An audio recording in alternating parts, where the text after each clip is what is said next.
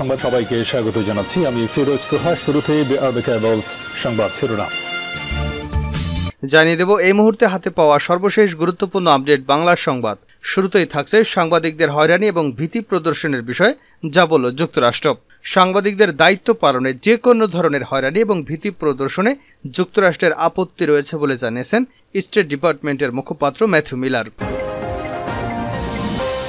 এবারে জানাবো তিস্তার পানি হিস্যা আদায়ে ব্যর্থ সরকার। জামায়াতের সেক্রেটারি জেনারেল মিয়া গোলাম পরোয়ার বলেন, প্রধানমন্ত্রী শেখ হাসিনা অতি সম্প্রতি ভারতে সফরকালে ভারতের সঙ্গে যে 10টি সমঝোতা স্মারক স্বাক্ষর করেছেন তাতে তিস্তার পানি বাংলাদেশের ন্যায্য হিস্যা আদায়ে চরমভাবে ব্যর্থ হয়েছে। প্রধানমন্ত্রী যখনই ভারতে যান তখন শুধু দিয়েই আসেন, কিছু আনতে পারেন না। এটা তার নতজানু পররাষ্ট্রনীতির ফসল। এদিকে ডক্টর মতিউর রহমানের বিরুদ্ধে রেড অ্যালার্ট জারি করা হয়েছে। সরকারের একাধিক দায়িত্বশীল সূত্র এ তথ্য নিশ্চিত করেছে। এনবিআর সদস্য ওএসডি হওয়া এই সদস্য যেন দেশ ত্যাগ করতে না পারে সেজন্য বিমান স্থল সীমান্তগুলোতে সতর্ক বার্তা দেওয়া হয়েছে। জানিয়ে দেব, লুটপাট করে বিদেশে সম্পদের পাহাড় গড়েছে বিএনপি, বলেন জাহাঙ্গীর কবির নানক। এদিকে দীর্ঘদিন ধরে বিএনপির কূটনীতি নিয়ে ক্ষোভ এবং অসন্তুষ্টি রয়েছে দলের ভেতরে। বিশেষ করে দ্বাদশ নির্বাচনের আগে কূটনীতিতে বিএনপির বড় কোনো সাফল্য দেখাতে পারেনি। নির্বাচনের ঠিক আগে আওয়ামী লীগ এবং জাতীয় পার্টি ভারতে গিয়ে বৈঠক করে এলেও বিএনপি তখন পারেনি। এবং সর্বশেষ জানাবো, ভারতের সংসদ অধিবেশনের শুরুতেই বিরোধ। নতুন সরকার গঠনের পর সোমবার ভারতীয় সংসদের অষ্টদশ অধিবেশন শুরু হয়। নতুন লোকসভায় কে হবেন স্পিকার তা এখনও স্থির হয়নি। তার আগে সংসদ পরিচালনা করার জন্য বিজেপির সংসদ সদস্য ভর্তৃহরি মাহতাবকে অস্থায়ী স্পিকার নির্বাচন করেন প্রধানমন্ত্রী নরেন্দ্র মোদী। এ নিয়েই শুরু হয় বিরোধ। নিয়ম ভেঙে ভর্তৃহরিকে নিয়োগ দেওয়ায় লোকসভার প্রথম অধিবেশনে শুরু হয় মোদীর বিরুদ্ধে বিতর্কের ঝড়। এতক্ষণ শিরোনাম শুনছিলেন, এবার বিস্তারিত। প্রিয় দর্শক, আপনি যদি এই চ্যানেলে নতুন হয়ে থাকেন, ভিডিওটি দেখতে দেখতে চ্যানেলটি সাবস্ক্রাইব করে আমাদের সঙ্গেই থাকুন। আর এই ভিডিও সম্পর্কে আপনি আপনার মূল্যবান মতামতটি কমেন্ট বক্সে জানিয়ে দিন। আর হ্যাঁ প্রিয় দর্শক, জানিয়ে দিন ভিডিওটি কোথা থেকে দেখছেন।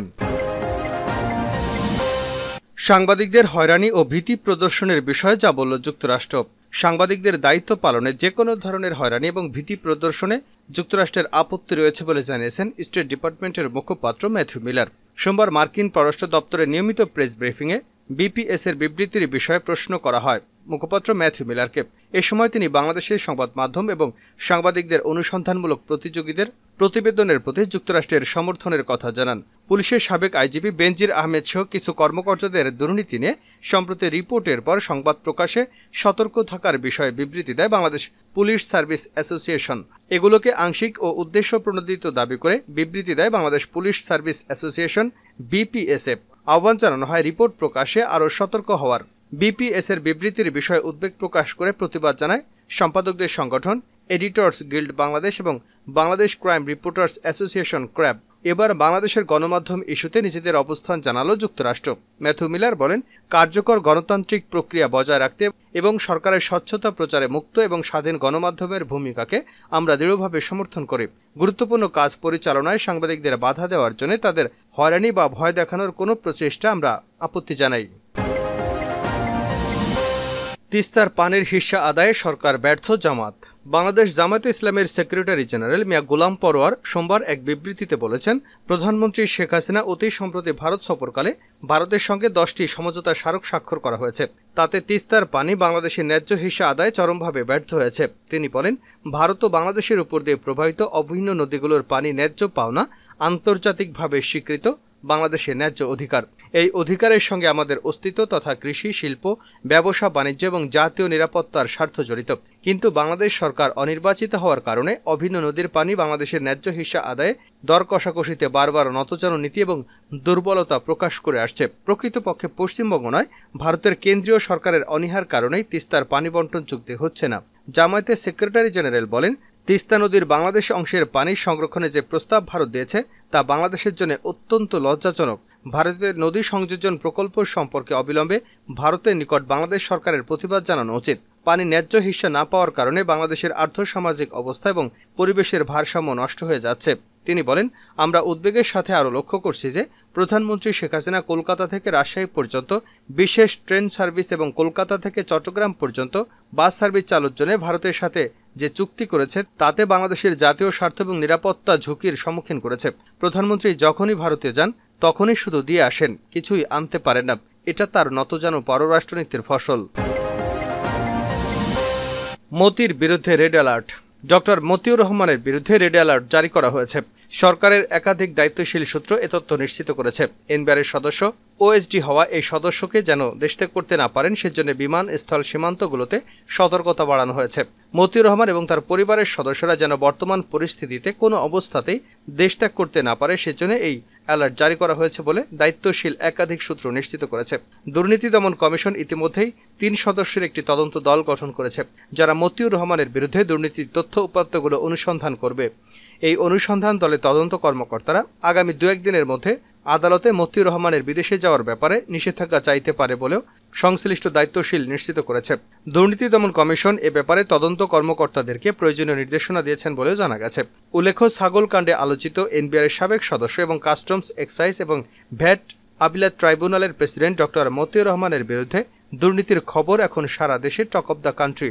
দুর্নীতি দমন কমিশন তদন্তের আগে গণমাধ্যমে তার অপকর্মের দীর্ঘ ফিরিস্তি প্রতিদিনই বের হচ্ছে। আর দ্বিতীয় পক্ষের প্রথম সন্তান সাদিক এগ্রো থেকে একটি ১৫ লাখ টাকার ছাগল কিনে সামাজিক যোগাযোগ মাধ্যমে এর ছবি দেন এবং এটি ভাইরাল হয়ে যায়। তখনই আলোচনায় আসে কে এই ইফাত। ইফাতের পিতার খোঁজ করতে গিয়ে জানা যায় সে এনবিআরের সদস্য এবং কাস্টম, এক্সাইজ এবং ভ্যাট অ্যাপিলেট ট্রাইব্যুনালের প্রেসিডেন্ট ডক্টর মতিউর রহমানের পুত্র। তবে মতিউর রহমান এ বিষয়টি সম্পূর্ণ অস্বীকার করেন। তিনি জানান, এ নামে আমার কোনো পুত্র নেই।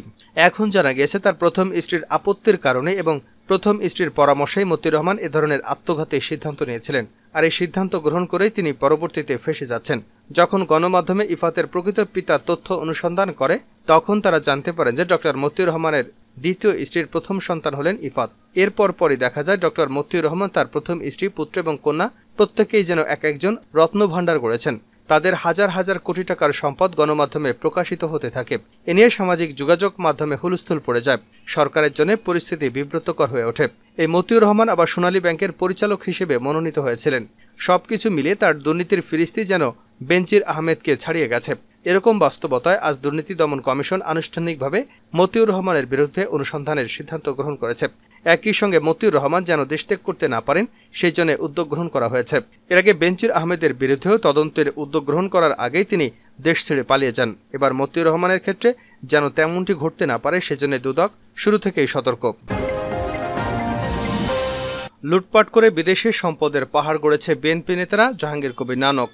বস্ত্র ও পাট মন্ত্রী জাহাঙ্গীর কবির নানক বলেছেন, সিলেটে বন্যায় কৃষি খাতে ব্যাপক ক্ষয়ক্ষতি হয়েছে। এই ক্ষতিপূরণে সহায়তা করবে সরকার। তিনি বলেন, সুরমা কুশিয়ারা নদী খননের মাধ্যমে সিলেটবাসীকে বন্যা থেকে রক্ষা করার নির্দেশনা দিয়েছেন প্রধানমন্ত্রী শেখ হাসিনা।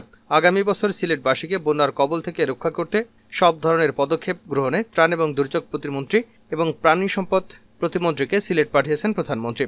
সোমবার দুপুরে সিলেট সিটি কর্পোরেশনের উদ্যোগে নগরীর ৪২ নং ওয়ার্ডের বন্যার্তদের ত্রাণ সহায়তা প্রদানকালে জাহাঙ্গীর কবির নানক এসব কথা বলেন।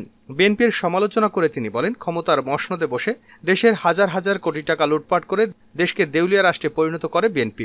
তাদের কর্তা ব্যক্তিরা বিদেশে টাকা পাচার করে আলিশান অট্টালিকা নির্মাণ সহ সম্পদের পাহাড় তৈরি করেছেন। আমরা অভিযোগ করেছিলাম তারেক রহমান এদেশের অর্থ লুটপাট করে তার বিরুদ্ধে ব্যবস্থা গ্রহণ করা হোক। তারেক রহমান তো দূরের কথা, একটা দুর্নীতিবাজের বিরুদ্ধেও ব্যবস্থা গ্রহণ করেনি খালেদা জিয়া সরকার। মন্ত্রী জাহাঙ্গীর কবির নানক আরও বলেন, শুধু ত্রাণ নয়, বন্যায় ক্ষতিগ্রস্তদের ক্ষতিপূরণ দেবে সরকার। প্রধানমন্ত্রী শেখ হাসিনা তার লক্ষ্য অনুযায়ী কাজ করে যাচ্ছেন। স্মার্ট বাংলাদেশ বিনির্মাণে বিভিন্ন কর্মসূচি হাতে নিয়েছেন। তারই হাত ধরে এগিয়ে যাচ্ছে দেশ। জনগণের প্রত্যাশা পূরণ হচ্ছে। মন্ত্রী বলেন, বন্যায় সরকারের পক্ষ থেকে সব ধরনের সহযোগিতা করা হচ্ছে। আশ্রয় কেন্দ্রগুলোতে নিয়মিত খাবার, পানি এবং ঔষধ সরবরাহ প্রদান করা হচ্ছে। এর আগে ২০২২ সালের বন্যায় সিলেটবাসীর পাশে দাঁড়ান প্রধানমন্ত্রী। আগামী বছর বন্যার কবল থেকে সিলেটকে রক্ষা করতে কাজ করছে আওয়ামী লীগ সরকার। শেষ করছে আন্তর্জাতিক সংবাদ দিয়ে। ভারতের সংসদ অধিবেশনের শুরুতেই বিরোধ।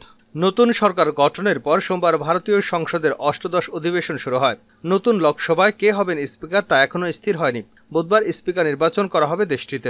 তার আগে সংসদ পরিচালনা করার জন্য বিজেপি সংসদ সদস্য ভর্তৃহরি মহতাবকে প্রোটেম অথবা অস্থায়ী স্পিকার নির্বাচন করলে প্রধানমন্ত্রী নরেন্দ্র মোদী।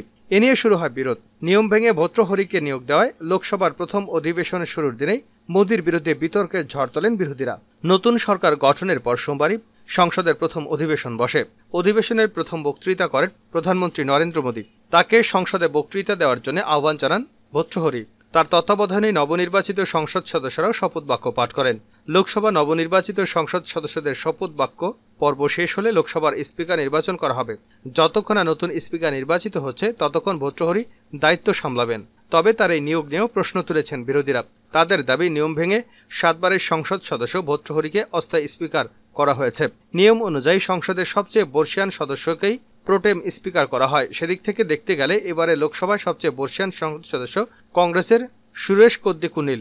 তিনি 8 বারের সংসদ সদস্য। তবে সুরেশকে বাদ দিয়ে ভর্তৃহরিকে প্রোটেম স্পিকার করা নিয়ে আপত্তি তুলেছিলেন বিরোধীরা।